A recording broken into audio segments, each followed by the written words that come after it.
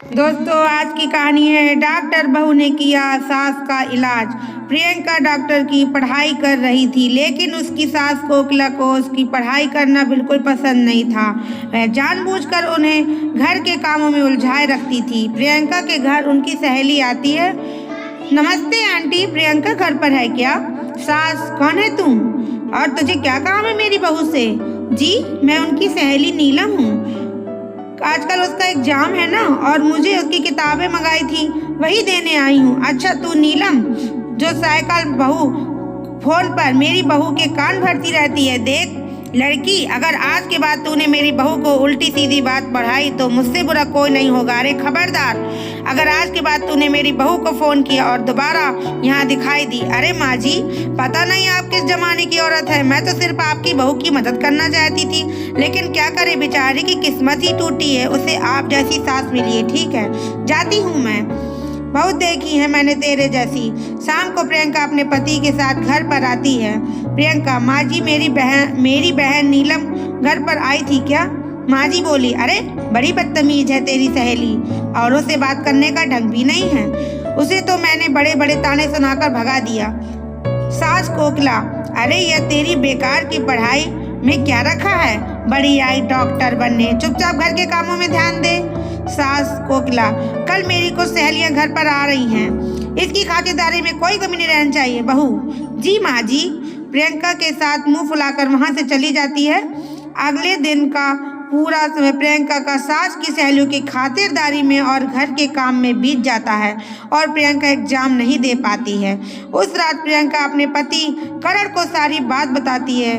भारती, कुछ दिनों के बाद बाहर से आवाज आती है, अरे कोकिला बहन है घर में? प्रियंका है। कोकिला, क्या हुआ भारती, तू इस तरह लंगड़ा क्यों रही है?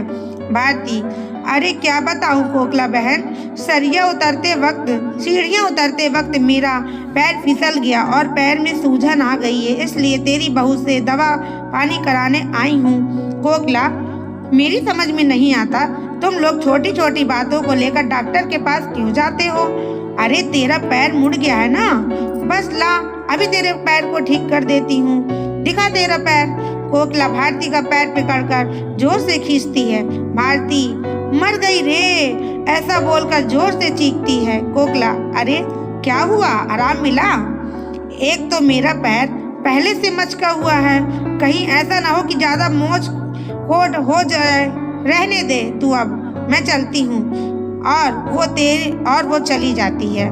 थोड़ी देर के बाद प्रियंका घर आती है। माँ जी, अरे कहाँ मर गई थी सुबह से?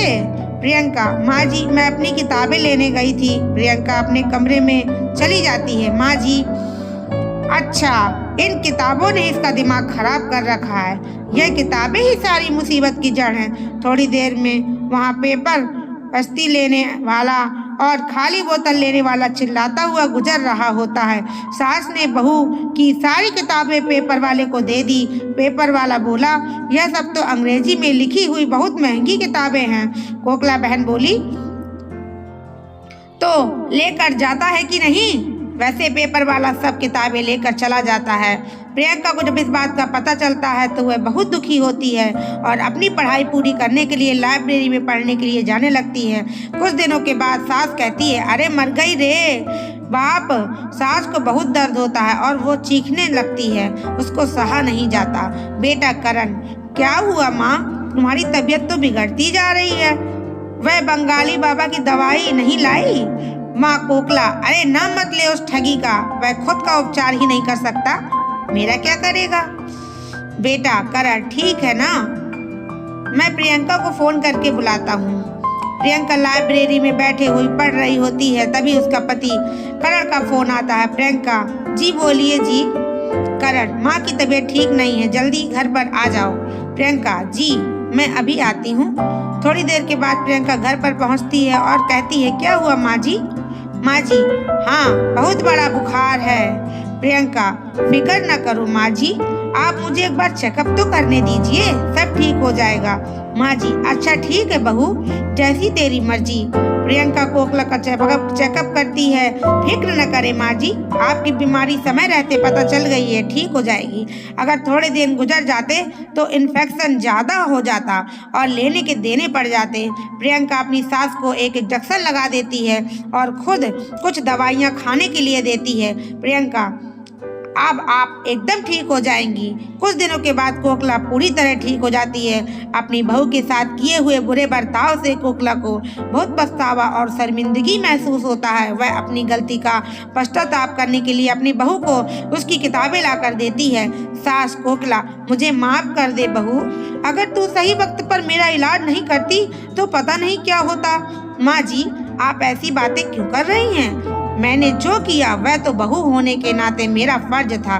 दोस्तों, अगर आपको मेरी कहानी थोड़ी सी भी पसंद आई हो तो प्लीज़ मेरे चैनल को सब्सक्राइब करिए, लाइक करिए, शेयर करिए और कमेंट में बताइए आपको मेरी स्टोरी कैसी लगी, ताकि मैं आने वाली अच्छी स्टोरी आपके लिए ला सकूं। तब तक के लिए बाय बाय।